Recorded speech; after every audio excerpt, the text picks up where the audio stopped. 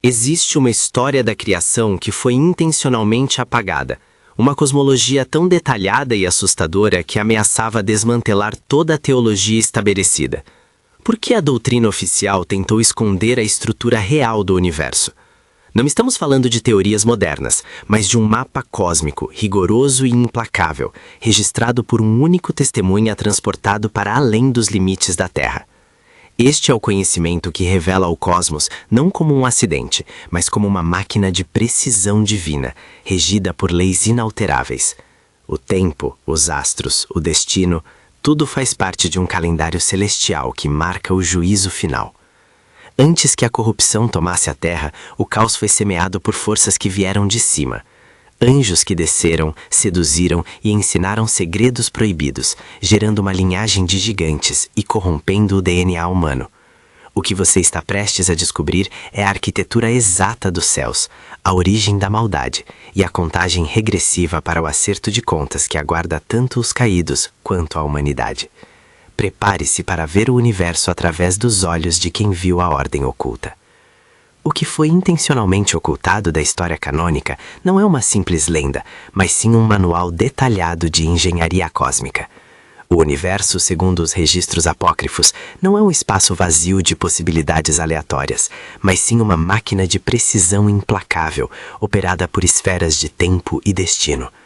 A verdade sobre a criação exige que se olhe para além do firmamento terrestre, para a arquitetura dos céus, onde a ordem divina é mantida com rigor matemático. A cosmologia revelada descreve um sistema de esferas celestes que governam não apenas o movimento dos astros, mas a própria contagem do tempo na Terra. Cada esfera possui uma função inalterável, a medição perfeita dos dias, dos meses e dos anos, garantindo que o calendário de Deus permaneça intocado. Este não é um sistema de crença, mas uma estrutura física e temporal que serve como um relógio cósmico, marcando o tempo restante até o acerto de contas final. A precisão dos corpos celestes, a dança exata do Sol e da Lua, é a prova visível de que o destino não é acidental, mas parte de um cronograma rigoroso. Contudo, essa ordem implacável foi violada.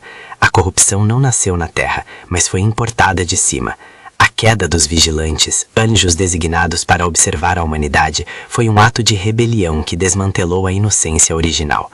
Eles desceram ao Monte Hermon e ensinaram à humanidade segredos que eram proibidos e prematuros. Não se tratava apenas de sedução moral, era a transmissão de tecnologia e magia que a humanidade não estava pronta para processar. O conhecimento proibido incluía a metalurgia, a arte de forjar armas e ornamentos que incitaram a vaidade e a violência, a feitiçaria e o uso de encantamentos que desviaram a humanidade da adoração pura e, crucialmente, a astrologia, a leitura dos sinais celestes para fins de adivinhação, usurpando o controle divino sobre o futuro. Esses ensinamentos semearam o caos, acelerando a degradação social e espiritual. O resultado mais assustador dessa intervenção foi a alteração biológica da linhagem humana. Ao se misturarem com as filhas dos homens, os vigilantes geraram os Nefilim, uma raça de gigantes cuja existência era uma aberração genética e moral. Esses seres não apenas consumiam os recursos da terra com voracidade, mas introduziram uma violência e uma impiedade que tornaram a humanidade irreconhecível. A semente da maldade foi plantada no próprio DNA, forçando a intervenção de forças celestes para limpar o planeta. O dilúvio, sob essa ótica, não foi apenas uma punição, mas uma necessária purificação genética e estrutural, visando preservar a linhagem original e restaurar a ordem cósmica que havia sido gravemente comprometida pela transferência de conhecimento proibido. Essa cosmologia, por ser tão detalhada e por revelar a origem da maldade fora do plano terrestre, foi considerada perigosa demais para coexistir com a teologia que buscava simplificar a relação entre o homem e o divino. A estrutura do universo antigo, portanto, é a chave para entender não apenas o passado, mas o mapa profético que garante a inevitabilidade do juízo final. A violação da ordem cósmica exigiu uma resposta, que não se limitou ao dilúvio. A justiça divina, segundo a cosmologia revelada, é tão estruturada quanto o próprio universo. Os vigilantes, aqueles que ousaram descer e corromper, não foram simplesmente exilados. Eles foram submetidos a um confinamento que espelha a arquitetura implacável dos céus. O destino dos anjos caídos é um componente essencial da estrutura antiga. Eles foram acorrentados em um abismo de escuridão, um local de punição que não está na Terra, mas sim nas fundações do cosmos, sob as montanhas e as esferas celestes. Este lugar, frequentemente descrito como o Sheol profundo ou Tártaros, é a prova física de que a lei divina é inquebrável. A punição não é apenas uma sentença moral, mas uma manutenção da integridade estrutural. Ao serem aprisionados, os vigilantes são impedidos de continuar a interferência, garantindo que o cronograma cósmico possa prosseguir sem novas distorções. E quanto aos Nefilim, os gigantes gerados por essa união proibida? A doutrina apócrifa afirma que, após a morte física, seus espíritos não encontraram descanso, tornando-se os demônios que vagueiam pela terra, perpetuando o caos e a violência.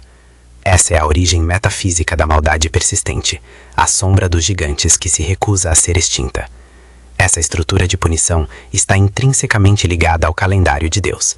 Se os céus são um relógio de precisão, cada movimento do Sol, da Lua e das estrelas marca não apenas o ciclo das estações, mas o avanço inexorável em direção ao juízo final.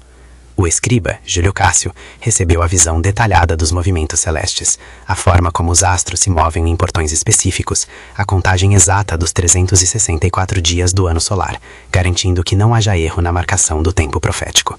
Essa precisão matemática serve como garantia de que o acerto de contas é inevitável e pontual. O universo antigo, portanto, é um mapa profético.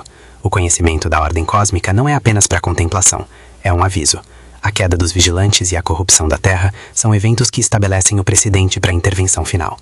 A cosmologia detalhada que descreve os céus dos céus e as moradas dos justos contrasta violentamente com o destino reservado aos ímpios e aos anjos rebeldes. É nesse contexto de ordem absoluta e justiça rigorosa que surge a profecia do Messias, o Filho do Homem, cuja vinda é o ponto culminante do calendário cósmico. Ele é a figura destinada a restaurar completamente a ordem violada, a julgar os vigilantes aprisionados e a purificar a terra de toda a corrupção remanescente dos Nefilim. A exclusão dessa cosmologia dos cânones oficiais não foi um acidente teológico, mas uma escolha pragmática.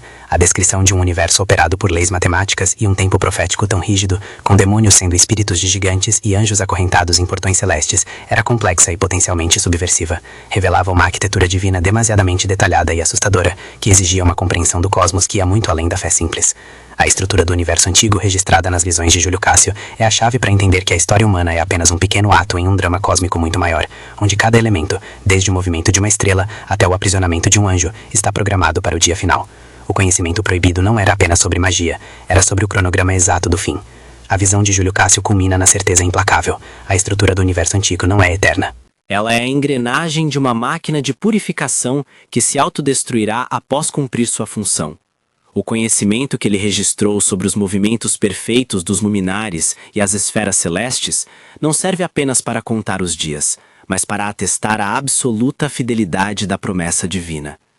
Cada rotação de um astro, cada ciclo lunar e cada passagem estelar é um martelo batendo na bigorna do tempo, forjando o momento exato da intervenção final.